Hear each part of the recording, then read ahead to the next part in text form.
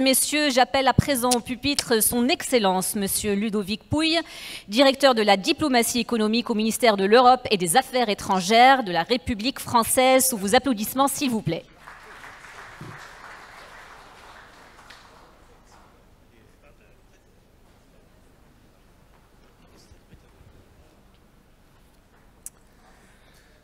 أصحاب المعالي والسعادة سيداتي وسادتي السلام عليكم ومرحبا بكم.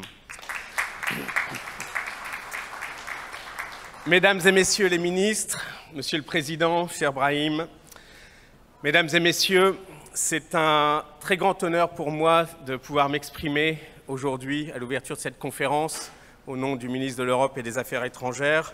Et je remercie chaleureusement Monsieur le Président, cher Brahim Fassifiri, et l'Institut Amadeus pour cette invitation et pour nous offrir cette plateforme privilégiée de discussion et aussi orientée vers l'action dans un contexte qui est particulièrement difficile aujourd'hui dans un monde de plus en plus fragmenté.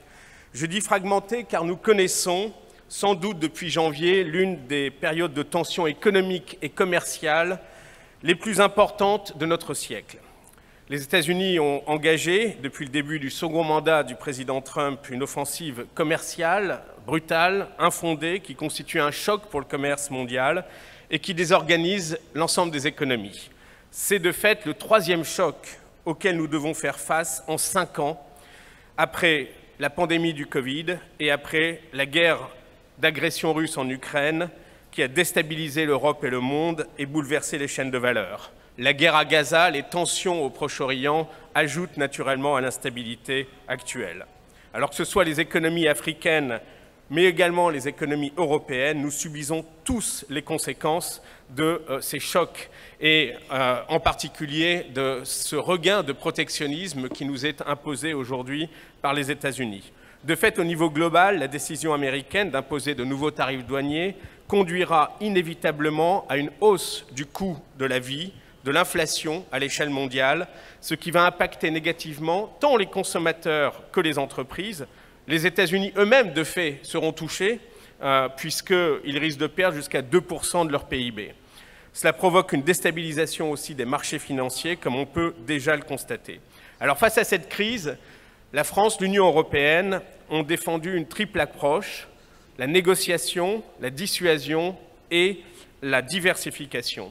D'abord le dialogue, bien sûr, avec l'administration Trump, pour revenir au statu quo ante et pour défendre un message ferme en faveur du libre-échange. Cette guerre commerciale ne profitera à personne, elle ne fera que des perdants, c'est une certitude.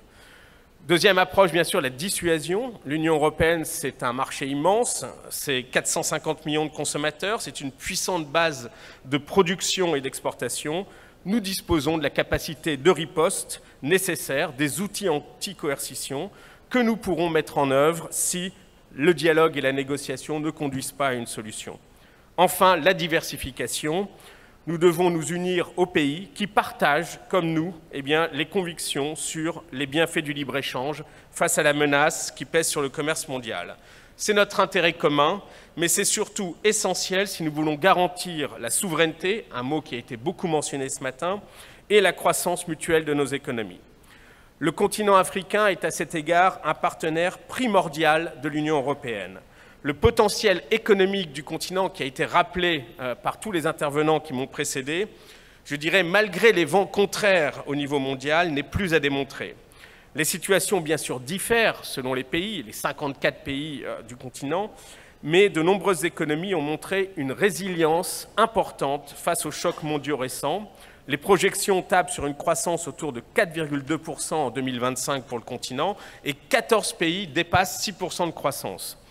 Nous restons profondément convaincus que les opportunités de partenariat sont nombreuses et l'avenir de plusieurs filières industrielles se jouera aussi par des chaînes de valeur intégrées avec l'Afrique dans les secteurs de l'énergie, notamment des énergies renouvelables, des infrastructures, du numérique ou encore des minerais et des terres rares qui ont été mentionnés par Monsieur le vice-premier ministre. Alors, dans ce contexte, la France est engagée plus que jamais pour renforcer ses liens économiques avec ses partenaires africains. Notre histoire nous unit, la francophonie nous unit, comme cela est démontré brillamment ce matin. L'économie nous unit. Nos échanges sont très importants, diversifiés. C'est une grande satisfaction pour nous et nos opérateurs. Pour citer juste quelques chiffres, nous totalisons 64 milliards d'euros d'échanges l'an dernier avec l'ensemble du continent. Et la France reste le deuxième investisseur étranger direct sur le continent avec 47 milliards d'euros d'investissement en stock. Alors, fait notable, ça aussi on doit le rappeler, nos investissements et la présence des entreprises françaises suivent une dynamique positive continue depuis 20 ans. Plus 500% pour les IDE français en Afrique et le doublement du nombre de filiales d'entreprises françaises en 15 ans, au nombre aujourd'hui de près de 5 000 qui emploient 500 000 personnes. Nos entreprises, et ça je rejoins ce qui a été mentionné précédemment, elles s'insèrent dans des écosystèmes locaux par de la formation, du transfert de savoir-faire et d'expertise, de la localisation industrielle dans une logique de partenariat gagnant-gagnant. Ce sont des activités qui sont au cœur des engagements de nos entreprises en matière de responsabilité sociale et environnementale et le résultat de standards ESG très élevés. La France se veut aussi le moteur, ou un moteur, de la relation euro-africaine. Le Global Gateway, qui est un outil de l'Union européenne pour renforcer ses partenariats avec des régions stratégiques dans le monde, trouve naturellement sa place en Afrique. Enfin, le renforcement de nos coopérations, c'est un levier pour répondre à d'autres grands défis communs. Je pense bien sûr à la lutte contre le changement climatique, au combat que nous menons ensemble contre la pauvreté, pour l'éducation, la santé globale, les enjeux de sécurisation des approvisionnements, etc. Alors, à cet égard, un mot sur le Maroc. Le dialogue, le partenariat que nous avons avec le Maroc, je pense, est un modèle de ce que nous souhaitons encourager en matière de partenariat économique sur le continent.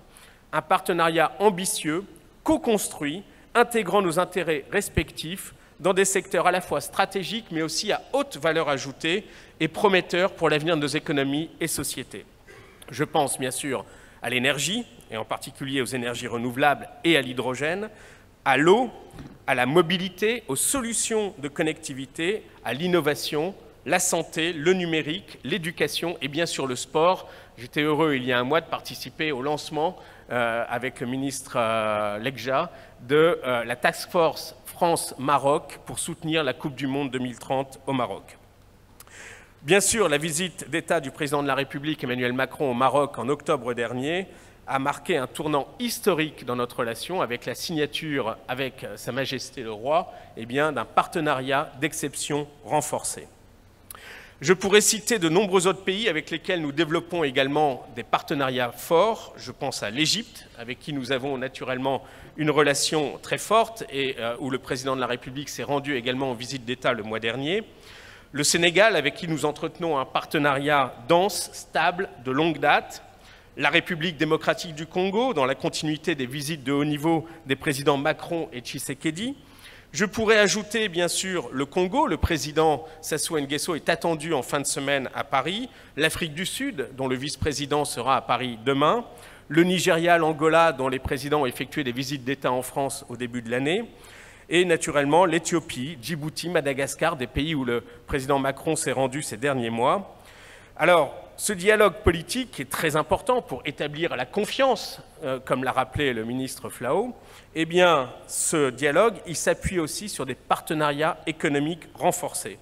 Et notre objectif, c'est d'appuyer, bien sûr, davantage de délégations d'entreprises françaises et de l'investissement d'entreprises françaises sur le continent, mais c'est aussi d'appuyer la croissance et la structuration des économies africaines partenaires. Nous avons un certain nombre d'outils pour cela, je vais en citer quelques-uns. Je pense à l'appui budgétaire gouvernemental apporté par le Trésor. Je pense évidemment au financement de prêts par l'AFD en soutien aux politiques publiques. Je pense à des opérateurs comme Expertise France qui déploient des experts internationaux en coopération avec de nombreux ministères sur le continent. Le soutien, bien sûr, que la France apporte aux pays africains dans le cadre des programmes FMI du Club de Paris, mais aussi toute une série d'événements de caractère plus privé ou semi-public, avec des délégations d'entreprises qui sont amenées par Business France, par la BPI, et puis un certain nombre d'acteurs, je pense au CIAN en particulier, le Conseil français des investisseurs en Afrique, dont le président Étienne Giros est parmi nous, et qui a organisé le mois dernier un forum important, Investir en Afrique. Nous avons aussi un travail qui est réalisé auprès des diasporas africaines en France, et le ministre Barrot était il y a quelques semaines à Marseille pour le grand forum Ancrage, parce que nous croyons beaucoup dans le rôle des diasporas, dans le renforcement des partenariats avec le continent. Alors, bref, vous l'avez compris, la France croit en l'Afrique, fait confiance à l'Afrique et investit en Afrique. Notre ambition, c'est de développer des coopérations équilibrées, responsables, mutuellement bénéfiques, avec l'ensemble des États africains qui y sont disposés. C'est le sens de la politique menée par la France depuis une dizaine d'années en matière de partenariat avec le continent, dans un cadre qui excède évidemment le seul champ économique. Il s'agit d'un engagement fort et constant du président de la République, qu'il a exprimé dès son premier mandat en 2017 lors de son discours à Ouagadougou, qu'il a réitéré de nombreuses fois depuis, et auquel sera encore donnée une nouvelle dimension lors du prochain sommet Afrique-France qui aura lieu en 2026 à Nairobi et où nous vous donnons rendez-vous. Je vous remercie de votre attention.